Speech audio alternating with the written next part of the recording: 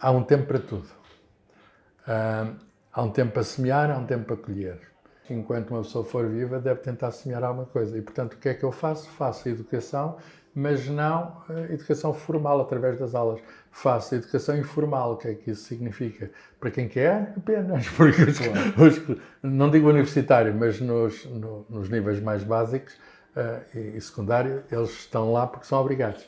Ora bem, eu vou a sítios, não vou a nenhum lado em que me tenho de aturar. Vou sempre onde sou convidado. Um estudante interrompeu o Presidente da República para pedir a palavra em nome dos alunos. Mostrarmos que é possível unir-nos.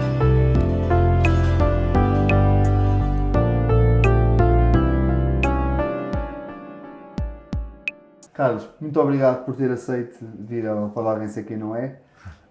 É um gosto, eu não posso ser quem não sou. Exatamente. E eu perguntava-lhe então, para sabermos quem é que é, começava pela sua infância. Que criança e jovem é que foi o Carlos Filhais na sua infância? Era alguém que já queria ser cientista e investigador quando era jovem? Eu não sou de Coimbra, estou há muitos anos em Coimbra, mas sou da capital do Reino. Exatamente. Sou de Lisboa e onde nasci no ano da graça de 1956. Na Madeira de Alfredo da Costa, onde nasce muita gente. E passei 7 anos, portanto, a minha primeira infância em Lisboa. Inclusive fiz lá a primeira classe. E, portanto, mudo-me de armas e bagagens, porque os meus pais também se mudam, não me foi perguntada a opinião, para Coimbra. No ano, portanto, somar mais 7 dá 1963. E desde então, tirando algumas estadas, por vezes longas no estrangeiro, Coimbra tem sido a minha cidade. Fiz, portanto, a maior parte da escola primária aqui em Coimbra, nas Escolas Olivais, que ainda lá está. Fiz chamava-se liceu na altura, portanto, o ensino secundário e antes disso, a segunda parte do básico, no liceu, chamava-se Dom João III, agora chama-se José Falcão, e já não é liceu, é escola secundária. E finalmente fiz a universidade em Coimbra. Portanto, fiz um curso de Física na Universidade de Coimbra, o que significa que a minha formação académica deve-se a Coimbra. Tudo aquilo que eu sou foi, ou pelo menos não digo tudo, mas a maior parte daquilo que eu sou deveu-se às influências que aqui recebi. E à pergunta se quando é que comecei a pensar ser cientista, naturalmente aqui, porque era aqui que eu estava, até aos 7 anos eu sabia o que era isso, cientista, mas quando é que uma pessoa decide uma carreira, ou pelo menos a tentativa de uma carreira, que no meu caso foi mais que uma tentativa, decide-se quando uma pessoa está no final do liceu. Foi aí. Eu já tinha escolhido ciências, embora tivesse jeito também para letras, e dentro das ciências achei a física uma ciência muito geral, atraiu-me, através de livros que eu lia, atraiu-me as descobertas que se podiam fazer sobre os segredos da matéria, da energia, do espaço, do tempo, sei lá, pessoas como Einstein conseguiam juntar isso tudo. E lia esses livros por autorrecriação? Sim. Eu lembro-me, por exemplo, de ver muitos livros sobre a teoria da relatividade de Einstein. Portanto, ainda eu não estava na universidade, e, portanto, escolhi física porque achei que aquilo havia ali uma aventura descoberta. Aqui na Biblioteca Municipal de Coimbra, numa altura em que ela estava ainda aqui no edifício de Santa Cruz, portanto, naqueles claustros do Mosteiro de Santa Cruz. Eu morava na Alta, nos Olivais, vinha a pé para baixo, faz-se muito bem. O problema é a subida, mas na altura havia elétricos e eu vinha de elétrico. Este projeto é apoiado pela Sodicentro, distribuidora e reparadora oficial dos veículos Mercedes-Benz e Smart em Leiria e em Coimbra. Portanto, se estiverem para comprar um veículo novo ou se quiserem reparar o vosso, passem pela Sodicentro. Mas vinha para essas leituras sozinho ou vinha acompanhado? Sim, quando a pessoa já é adolescente vinha sozinho e inclusive tinha um cartão de leitor da biblioteca. Aquilo era já não me lembro se era 25 tostões ao ano, assim, uma coisa muito barata. com o cartão de leitor podia-se trazer 3 livros de cada vez. E eu, enfim, não demorava muitos dias a voltar para mais 3 livros. Tinha aquela ração curta, mas eu devorava aquilo e, portanto, mais livros de ensaio do que de ficção e muitos livros sobre biografias de cientistas, sobre história da ciência. Portanto, descobri que a ciência que era um processo de construção, quer dizer, não era aquela verdade, vamos chamar-lhe assim, que estava plasmada nos livros, nos manuais escolares. É assim e acabou-se. Não. Eu descobri que era um processo, digamos, por vezes difícil, de tirar conclusões usando um certo método. E foi aí que eu tive a veleidade de, também gosto de tentar isto. Perguntei, ou antes o meu pai que me perguntou, vais para quê? E eu disse, vou para a Física. E o meu pai perguntou, naturalmente, e eu percebo, isso dá para quê? Bem, eu não soube responder, mas a vida depois encaminhou-me para eu nunca pensar vamos lá ver, não é porque eu trabalho, nem sequer é porque eu trabalho, nunca tive problema de desemprego. Portanto, eu faço o curso da Universidade 5 anos, ao fim de 3 anos já estou empregado dentro da Universidade como monitor, portanto, as provas em tarefas de ensino auxiliares. Depois chegam ao fim, assino aqui um papel, assim, era assim que naquele tempo, que estava, enfim, eu entro na Universidade em 73, nas vésperas da Revolução, e acabo em 78. Portanto, é uma altura em que cresce muito o ensino. E, portanto, era preciso mais gente para o corpo docente. Claro. E eu estava entre os bons alunos e disseram-me no final do curso, assinar aqui este papel, que ficas aqui assistente.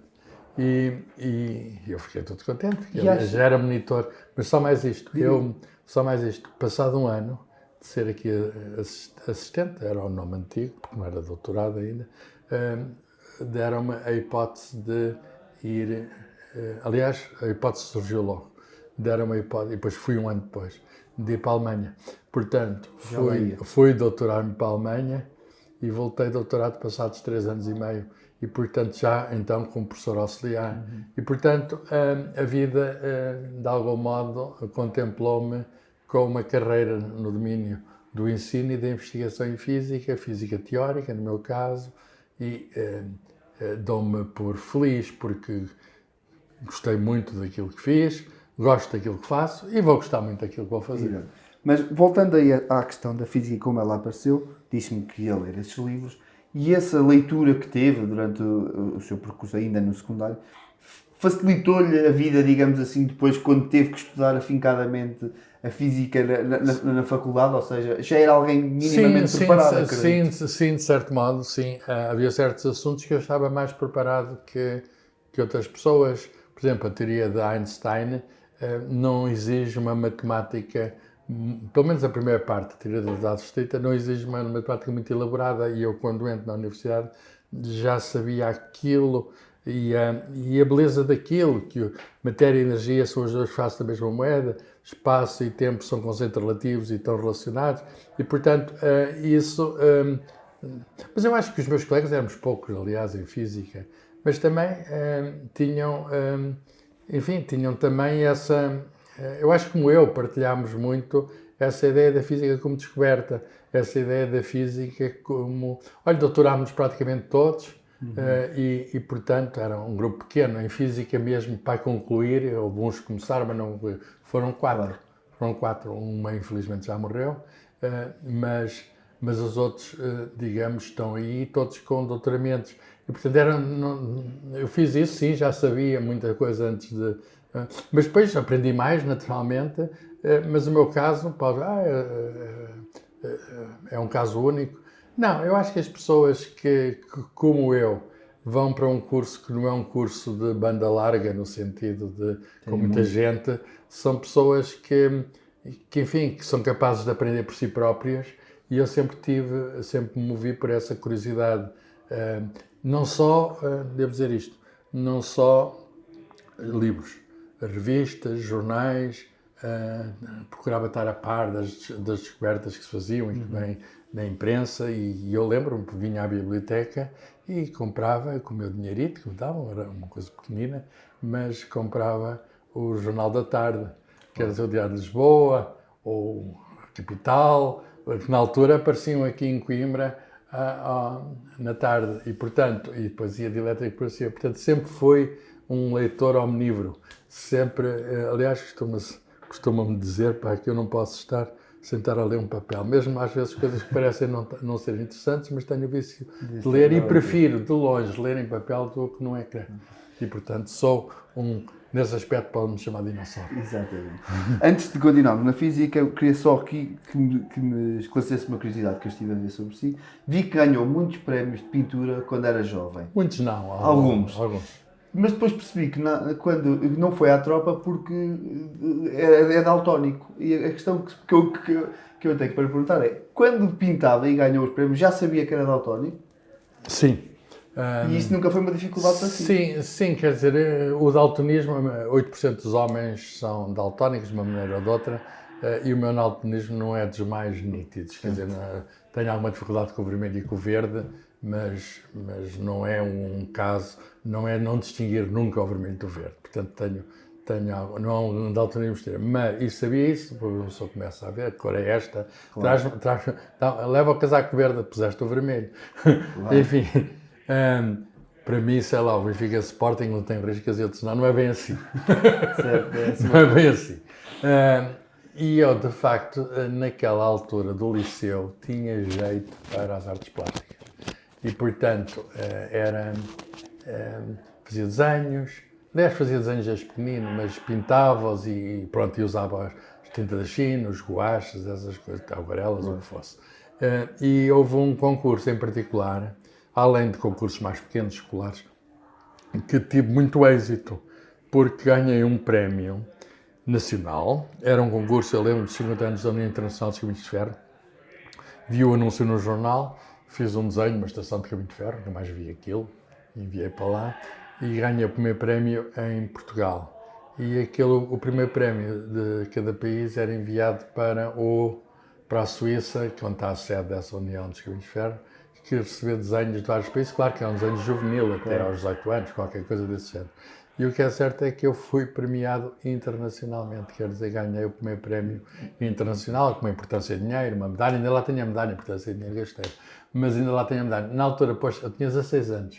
Aliás, a minha primeira entrevista a um jornal foi precisamente com 16 anos, e eu digo, qual é o jornal? Acho que não sei se é o Diário Popular, deve ser um jornal desses da tarde. Aparece lá, jovem, promissor, 16 anos, etc. Eu outro dia encontrei aquilo lá num recorte e até pus no Facebook. E é muito interessante, porque perguntam essas coisas, o que é que quer ser quando for grande. E eu dizia claramente que não queria ser artista, que queria ser cientista. Já tinha aos 16 anos e, portanto, também passado no ano seguinte escolhi então ser físico. E, portanto, continuei a fazer uns bonecos, etc. Na altura fiz vários quadros, ainda lá tenho algum, e quem for à minha casa às vezes fica admirado.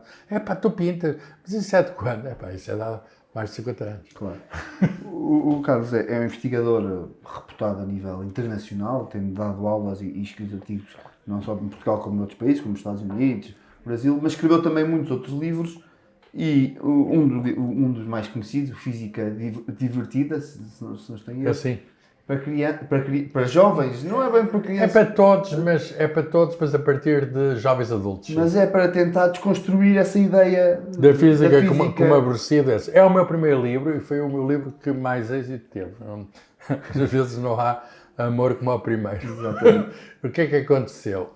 Venho da Alemanha, portanto, em 82, e começo, eu lá também continuo a ler muito, em particular tinha aprendido alemão e via o que se produzia no domínio da ficção científica, não é ficção, da divulgação científica, embora também pudesse ler ficção científica, mas era mais divulgação científica, e quando venho vejo que havia uma editora que estava a publicar livros nessa área com muita intensidade, que era a Gradiva, numa coleção chamada Ciência Aberta, onde apareceram livros como o do Cosmos, do Carl Sagan, um pouco mais de Azul, do Bear Reeves, e eu escrevo ao editor a fazer sugestões, a fazer críticas. Este livro tem ali umas coisas mal traduzidas e tal. E o Guilherme Valente, que é o nome do editor, telefona-me, num tempo em que havia ainda telefone, só havia telefones fixos, listas telefónicas, já procura o meu nome e telefona-me, e tivemos uma longa conversa, portanto correu bem.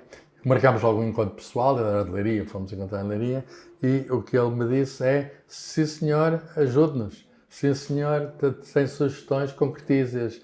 E eu comecei então primeiro como tradutor e revisor, e só passado algum tempo, 1991, isto foi anos 80, só em 1991 é que eu me atrevo a escrever um livro meu, que é esse Física da Divertida, que parte de um conjunto de palestras que eu fui fazendo pelo país em várias escolas secundárias. Sim, é verdade que aquilo foi treinado principalmente com jovens, mas eu ao escrever procurei até não me limitar no vocabulário e, portanto, pôr o público o mais alargado possível. Mas sim, começou a partir de conversas com jovens e, portanto, a ideia é essa. Está expressa no título. É o prazer da física, claro. Quer dizer, não é uma coisa aborrecida, não é nenhum bicho-papão, mas como é que eu conseguia isso? O segredo, qual é o truque? Ainda agora fui à Bélgica a semana passada e pediram-me numa Universidade Belga de Física para explicar o êxito desse tipo, porque teve edições internacionais em alguns países. Quer dizer, eu acho que é uma mistura de contar histórias, de relacionar com as artes, por exemplo, com a literatura, cita Gabriel Garcia Marques, Bessa de Queiroz, etc., de contar anedotas, de ter humor, de usar conceitos do dia-a-dia. Olhe para isto, olhe para aquilo. Fizemos agora uma atualização chamada Toda a Física Divertida, porque mais tarde houve um segundo volume de Física Moderna chamada Nova Física Divertida, e agora há um volume, há pouco tempo, há um ano, compilou as duas e foi revisto. E uma das coisas que tive de rever foi os exemplos, por exemplo, das lâmpadas ou dos termómetros. Claro, que agora estávamos atualizados. A física está toda certa. Os objetos que usamos no cotidiano é que muitos mudaram. Eu pus LEDs em vez de coisas, termómetros de infravermelhos em vez de digitais, em vez daqueles termómetros a mercúrio antigos. Mas a física é a mesma, isso não mudou. E, portanto, eu expliquei, porque me foi perguntado, quais eram os ingredientes. Agora é isto tudo e mexer muito bem. Claro. Mexer muito bem, e tem o facto de ter treinado com o público, eu sei quais são as piadas que funcionam, sei quais são os conceitos que interiorizam, e depois pegarem histórias também que são lendárias, do Galileu, da Torre de Pisa, do Newton e da macieira, do Einstein, sei lá, portanto, a cair no elevador. Uma roupagem mais divertida, digamos assim. Sim, e pelos vistos resultou. Pelo menos ninguém se queixou até agora, de dizer: comprei um livro de física divertida e não é nada divertido. E, portanto, o livro vendeu, sei lá, 20 e tal mil exemplares, mais traduções, e fiquei muito contente porque a partir daí pude fazer outros, que já não tiveram o êxito do primeiro, pelo menos os seguintes, mas neste momento tenho só de livros em autoria ou coautoria. Não, mais 70. Metade dos 70 são livros manuais escolares. 30 e tal passam um bocadinho ao lado do mercado, mas são os que têm mais tiragem. E os mais lidos, não é? E mais lidos são obrigatórios. Muitas escolas têm adotado os livros, não são apenas meus, tem uma equipa, mas os outros são... Para não falar de livros que têm prefácios, muitos, livros que têm capítulos, muitos... Se for eu contar isso tudo, não sei se chega a 200. Antes de continuarmos a conversa, já falou aqui 2 ou 3 vezes na experiência na Alemanha. Eu queria lhe perguntar o que é que ganhou com esse doutoramento de 3 anos na Alemanha. Acredito que... Bem, além do canudo, não é? Exatamente. Que depois começam logo aqui a tratar por seu professor, doutor, porque é uma coisa... mas eu só tinha 26 anos, não é? Mas já era considerado o topo. Com 26 anos ter chegado a doutor é uma coisa que, enfim, não sendo nova completamente, mas não era muito usual. E, portanto, isso incomodava-me um bocadinho para ser professor doutor. Eu sempre resistia a isso o mais que pude, mas às vezes uma pessoa não pode. Claro. A Alemanha proporcionou-me a entrada numa cultura completamente nova. Eu tive de aprender alemão, portanto, era fundamental entrar na língua, porque para perceber e estar e viver na Alemanha é preciso, como em qualquer país em geral, mas em particular na Alemanha, é preciso... E há uma cultura muito rica, quer na literatura, quer na música, quer na ciência. A ciência fez durante muito tempo em alemão. A ciência de há 100 anos, por exemplo, a ciência de há 100 anos era escrita na física muito em alemão. Não é hoje quase só tudo em inglês. E, portanto, o que é que acontece? Aprendi o que era um país onde havia uma cultura com regras. Quer dizer, regras muito mais... Não era preciso estarem escritas. Sei lá, vou dar um exemplo. Pessoa a um seminário, onde vão todos assistir uma palestra. Uma pessoa chega 1 segundo atrasado, não é para dar a palestra, é para assistir. chegam segunda estado, o olhar de toda a gente faz com que a pessoa não chegue segunda vez, atrasado. Isso em Portugal, infelizmente, até temos ministros que se atrasam e fazem glória disso. Claro. Quero dizer, para se fazerem notados ou coisa assim do género. Portanto, uma cultura de rigor, uma cultura, digamos, de perfeição, de organização e de perfeição, quer dizer, por exemplo, vou dar um exemplo. Nós vamos fazer uma festa de Natal. Pensa-se lá para o Natal. Exato. Eles andam. Um dia, não, eles andam um ano antes, a preparar para a festa de Natal, e depois há o plano A, se chove, o plano B, se não chove, o plano C, se neva, etc. Nós chegamos ao dia, epá, está a chover, não fazemos nada, que ainda bem que nem preparámos, não perdemos tempo. O que é uma coisa, digamos que parece que nós gabamos disso. Sim, sim, sim. Mas acho que não devíamos ter orgulho Claro. nenhum disso, porque, vamos lá ver, a cultura alemã manifesta em muitas coisas, funciona. E o nosso país, infelizmente, não tem os níveis de eficiência, de produtividade. Olha, até no futebol, que agora ganhámos a Alemanha, mas já não ganhávamos há quanto tempo? Acho que tínhamos ganho só 2 ou 3 vezes, uma das quais um chute do Carlos Manuel, outra do Sérgio Conceição, e agora é o filho. Mas o que é interessante é que agora fizemos uma festa, ganhámos, mas vamos ver a série. Por outras palavras, a Mannschaft, que é o nome da seleção alemã, aquilo é uma máquina uma máquina muito aliada. A própria organização do desporto é uma coisa muito profissional. Claro, o futebol em nós até é um bocadinho de exceção, porque apesar de tudo é das coisas mais bem organizadas, mas é das coisas que começa a horas. Exatamente. É das coisas que começa a horas. Há outras, e a missa também, já agora. mas em Portugal, o resto... Quer dizer, até este podcast, contra mim falo, atrasei-me um bocadinho devido a... São todas as condições à nossa volta que não nos permitem estar a tempo, e isso é uma condição de produtividade. Se nós perdemos tempo com coisas, no mesmo tempo não produzimos o mesmo. Estamos aí no meio a empatar. Claro. E nós somos muito de deixar andar, logo se vê é uma coisa que eu não sei traduzir para o alemão, por exemplo. E quando foi, e já que fala nesta questão de produtividade, quando foi diretor da Biblioteca-Geral da Universidade de Coimbra, tentou incutir isso? Era necessário incutir esse Sim, ritmo? tentei. Eu, de facto, fui chamado pelo reitor Fernando Seabra Santos, já nos anos 2000, já neste século, acho que foi em 2004, porque eu fiquei catedrático depois do ano 2000 e, portanto, era preciso haver, a ideia do reitor era haver alguma modernização, já as tecnologias de informação estavam todas disponíveis, a net já estava em funcionamento desde os anos 90, mas aquilo tardava a chegar a uma instituição. E o que eu fiz, como físico que trabalhava com computadores, foi tentar modernizar aquilo e, evidentemente, os processos de informatização exigem um certo método, claro, é preciso trabalhar em equipa, é preciso de alguma organização, no fundo. Claro. Portanto, muitas coisas que eu tinha aprendido com a organização, o cargo de diretor da biblioteca tem muito a ver, como qualquer cargo diretivo, com gestão, não é? E, portanto, tratamos de fazer regulamentos, e se faz assim, olha, passei a fazer coisas tão simples como isto. Fazia-se tudo e mais alguma coisa na Biblioteca Joanina, que é um templo, um tesouro, e que na altura, enfim, não tinha o poder de atração que tem hoje, mas já tinha bastante poder de atração. Eu disse, não, baixa um regulamento, por exemplo, quem quiser lá fazer alguma coisa, paga. E a universidade tem rendimento disso, porque qualquer académico tinha direito a dispor daquilo como se fosse... Não, a gente põe aqui uma barreira a dizer assim, isto tem custos. É um museu demasiado importante para se poder aceder. E depois o resto, os turistas todos, muito bem. Orgulho-me de ter aberto, só se ia à parte de cima, ao piso 9. E eu abri tudo, desde as prisões até ao piso direito, que aquilo era um sítio de trabalho de alguns bibliotecários.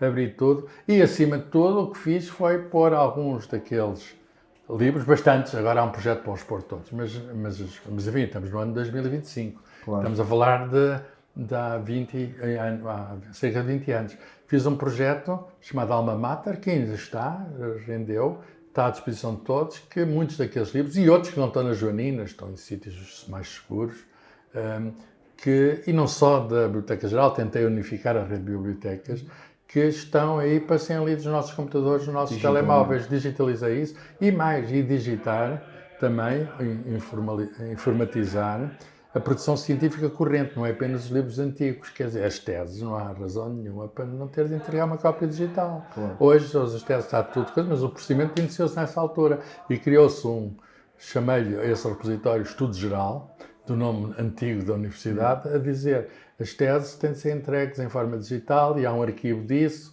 Claro que não fomos a primeira universidade do país a fazer isso, mas foram tempos de alguma inovação, portanto, de algum modo tentei tornar a biblioteca mais moderna, mais funcional e também, do ponto de vista da ligação ao público, mais conhecida. Quer dizer, a biblioteca, acho eu, que ganha uma nova dinâmica.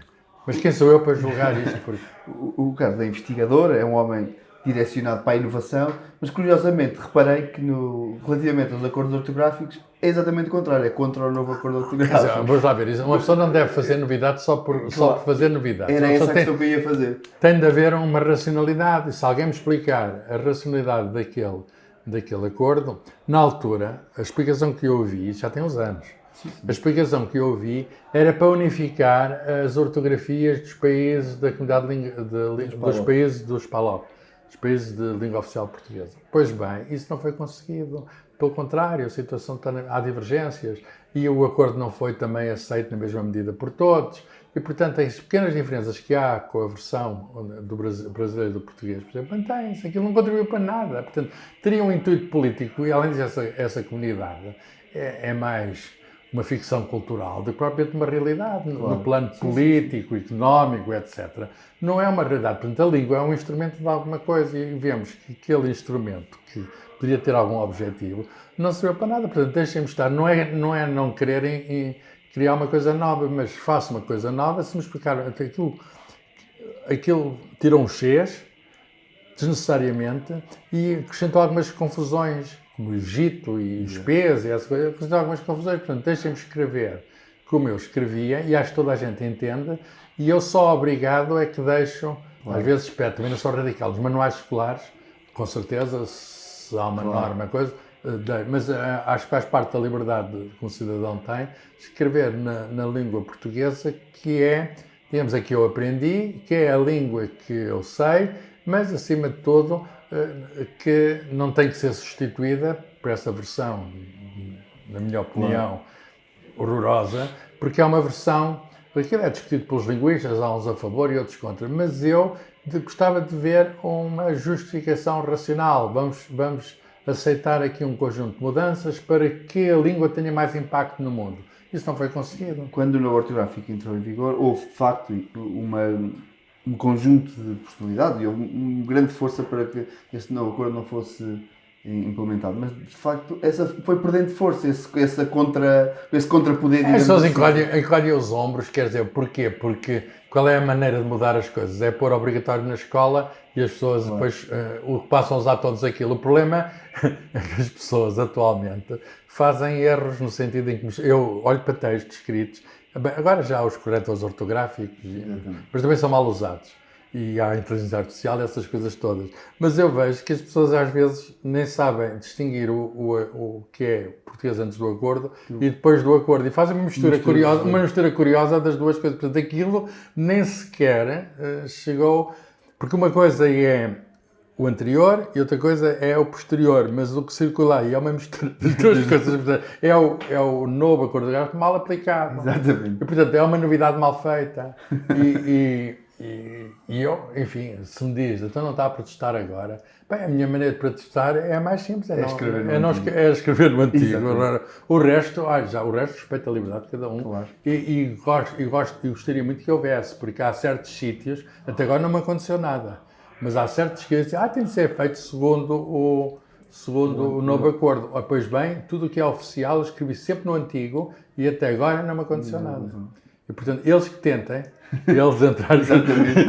tentem dizer que isso não é português, etc., que eu aí vamos ver quem é que tem razão. O Carlos criou também, ainda está envolvido no ROM, no Centro de Ciência e Vida. Não, já não estou envolvido. Já não estou envolvido. Criei, aqui demorou uns 14, 15 anos, suponho que ainda lá está, mas eu não tenho lá ido. Reformei-me há 3 anos Mas É uma foi- biblioteca de cultura científica, o nome presta homenagem a Raume de Carvalho, criei aquilo de raiz, do zero, portanto reuni 40 mil volumes, várias doações, aquilo conseguiu-se, mas quando eu saí, como a universidade também não me pediu que continuasse, podia ter saído de professor, mas ter dado alguma colaboração, aconteceu isso com colegas meus noutros sítios, não foi pedido nada e eu não me gosto de me meter Exatamente. onde não sou Mas foi um chamado. dos projetos que lhe deu mais Sim. gosto de participar. Sim, e- sim, porque uma pessoa cria uma coisa e ela cresce e vê crescer e tem uma dinâmica, porque uma biblioteca, como essa que eu criei, não é só um sítio onde há livros, revistas, disquetes e CDs e vídeos, etc. É um sítio onde as pessoas se encontram, é um sítio onde as pessoas falam, onde as pessoas conversam e pode-se dizer que o maior número de intelectuais do país passou por lá, sei lá, na ciência o Sobrinho de Simões, na política o Adriano Moreira, com os seus 90 anos, passou por lá. Portanto, olha o Clementino Mendonça, que hoje é cardeal, o Mariano Gá, que tinha sido ministro, passou por lá, digamos, um conjunto de pessoas que, digamos, que são os autores, que não é apenas os livros, e fazíamos experimentação com as crianças, e fazíamos teatro, e fazíamos exposições, portanto, era muito mais que uma biblioteca. Simplesmente, tudo tem o seu tempo, e é uma coisa também que eu sei aceitar.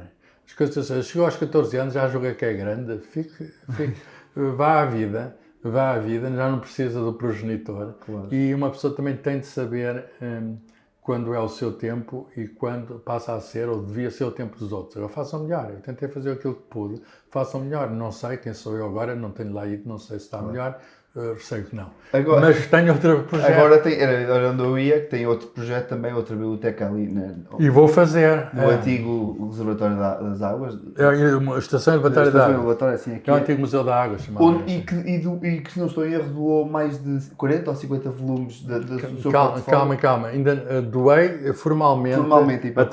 através de um documento que foi celebrado com o Sr. Presidente da Câmara, mas na prática, doação, só fiz até agora 5 mil livros, 5 mil volumes, o que significa que eu vou doando à medida que a minha casa diminuiu um bocadinho em certos sítios, mas ainda está cheia. Portanto, é uma fração ainda pequena daquilo que posso dar. Inclusive, os últimos serão os meus próprios livros da minha autoria e de livros mais próximos de uso, que irão apenas quando eu já cá não estiver. Portanto, de algum modo é uma maneira de segurar a memória. Mas Uma pessoa não morre se deixar cá os livros, não é? Porquê? Porque os livros podem falar por nós, mesmo que a gente não fale. E, portanto, com calma, o projeto neste momento está em obra.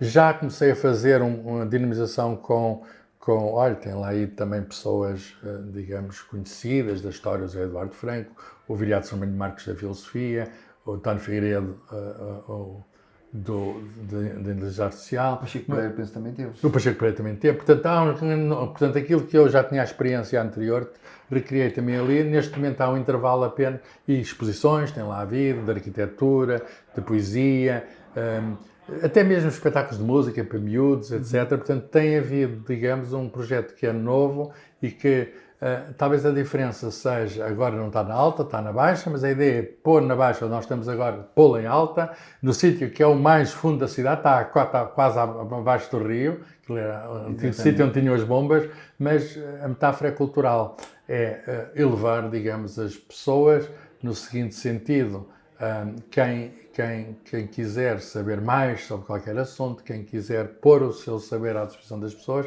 tem ali um sítio no meio de um belo jardim, é um edifício magnífico, não é muito grande, mas isso é uma vantagem, onde vai estar um café, onde vai estar um sítio para fazer podcasts, vai ter um sítio, vai ser também uma antena emissora, esperemos um dia poder lá ter uma conversa, e agora esperar para setembro, outubro, que é quando se espera que esteja a obra completa, então vai-se ver alguns livros, nem cabem lá os tais 40 mil, o 40 mil também é um número redondo, não andei a contá-los um a um, mas é a previsão dos metros que ocupo e daquilo que venho a ocupar todos os dias, ainda, o carteiro todos os dias me traz caixas de livros, porque as editoras dão-me, até porque estou nos médias, estou na televisão, estou na internet, mandam-me, e há muitas pessoas que me oferecem, os autores são muito simpáticos e gostam de... Portanto, o carteiro, não há dia nenhum que não me traga 2, 3 pacotes de livros para casa. E, portanto, a este ritmo serão, de certo, mais de 40 mil. Uma última questão. deixou de dar aulas em 2021, se não estou em erro. É um capítulo que fechou bem ou já sente saudades de voltar a... Não tenho saudades nenhumas, é preciso está no Antigo Testamento, há um tempo para tudo. Há um tempo para semear, há um tempo para colher. Eu semeei na altura em que era o meu tempo de semear. Eu, de algum modo, também colho, no sentido em que tenho muitos antigos alunos, que alguns já não conheço, passaram milhares de alunos, mas digamos, o prazer que um professor pode ter, mais grato, é ver antigos alunos que o conhecem e reconhecem. E que dizem, foi meu professor, e assim. E até agora até se dá a coisa curiosa de haver filhos deles que dizem, o meu pai foi seu aluno. E eu, quando vou a sítios, assim, de escolas, continuo a ir. Isso significa, se eles dizem aos filhos que o fulano que lá vai, que foi, dizem com certeza com alguma satisfação. E, portanto, isso para mim é um contentamento muito grande, mas não é apenas o tempo de colher. Eu acho que enquanto uma pessoa for viva, deve tentar semear alguma coisa. E, portanto, o que é que eu faço? Faço educação, mas não educação formal através das aulas. Faço educação informal. O que é que isso significa? Para quem quer, apenas. Porque não digo universitário, mas nos níveis mais básicos e secundário, eles estão lá porque são obrigados. Ora bem, eu vou a sítios, não vou a nenhum lado em que me tenho de aturar. Vou sempre onde sou convidado. Os convites chovem e eu tenho tido, digamos, experiências que são interessantíssimas. Experiências de vida, vou-lhe dar uma só. Sei lá, ir a um centro educativo de jovens que funciona como uma prisão. Alguns que fizeram crimes, assassínios mesmo. E falar com eles sobre vários assuntos. É um ambiente, é um sítio algo pesado. E, no entanto... enfim, eu pensei, isto é um sítio onde nunca pensei em ir, mas convidam e faz parte, é algum serviço social, tentar que as pessoas, tentar que o mundo vá a um sítio onde há pessoas afastadas do mundo. E quem diz isso diz tantas outras coisas, projetos novos. Há um amigo meu que é cantor e autor de músicas, eu forneço temas para as músicas dele, ele vai aos jardins escolas e ao primeiro ciclo do básico e mistura ciência com arte. Portanto, uma das coisas que eu estou a tentar fazer a coisa principal que eu estou a tentar fazer é pôr a ciência fora da caixa, fora daquela caixa onde ela está embrulhada E onde assusta as pessoas. Pôr a ciência, métodos informais, ir à prisão, ir à escola, mas por uma guitarra, com uma guitarra e ser tocado. E isto são... sei lá, relacionar-se a essa coisa, relacionar-se lá com a gastronomia. Fiz aqui no São Francisco uma conferência sobre física e gastronomia. Procurar o meu último livro, termino então com isto, está a chegar ao fim, é um livro muito interessante chamado Harmonia das Esferas. Muito interessante, fala o autor, não é? Os leitores que digam, mas para o autor pelo menos foi interessante, exatamente. porque aprendi muito. A Harmonia das Esferas. E o que escrito em conjunto com um amigo meu da Universidade do Minho, João Paulo André, que é químico, mas é aqui de Coimbra. Eu estou aqui em Coimbra, mas está na Universidade do Minho. E ele, mas mais ele do que eu, procura ver relações entre a música e a ciência. E são várias. Desde a antiguidade que se sabe que um som de uma corda depende do seu tamanho. E os sons funcionam mais harmoniosamente se os tamanhos forem umas certas proporções matemáticas. Isso é muito antigo, mas isso dá origem às escalas, deu origem... Portanto, hoje chamamos frequências, digamos, à característica do som. Portanto, o som, de um certo modo, é uma sucessão de números das frequências, mas é muito mais do que isso, porque nos emociona, o nosso cérebro gosta de música, por motivos que nós ainda não percebemos muito bem. Então, o que é que nós fazemos?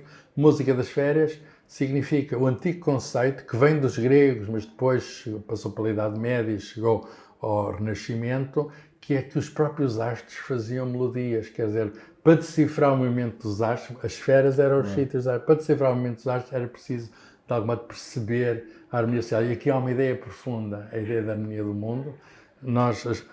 A música toca connosco, a ciência é mais difícil de tocar connosco, e da mesma maneira que o indivíduo, meu amigo, chama-se Daniel Completo, vai às escolas tocar coisas, nós o que gostaria que a sociedade em geral percebesse melhor a música das esferas, agora no sentido abstrato, metafórico, no sentido da ordem do mundo, no sentido de coisa. E a ciência é isso, a ciência é a descoberta da ordem do mundo, e essa descoberta que os cientistas fazem não é deles, deve ser de todos nós, portanto é a obrigação deles entregá-la a todos E pela parte que me toca, eu não quero ficar em dívida, quer dizer, quero o que me dão, gosto de dar e, portanto, não ficaria a dever se não desse. E assim, quantas saudades. Dou-lhe eu uma cerveja de Epicura. Ai, que bom! Que é daqui de uma cervejeira de Coimbra. Se tivesse dado antes, saía mais fluida a nossa... Mas esta não convém porque ela convém estar no frio, portanto... Está bem. E assim não lhe saberia tão bem, mas pronto, a cervejeira de Coimbra, que apoia aqui o nosso podcast, portanto, é para si esta. Muito obrigado. Olha, À nossa. obrigado. Muito obrigado.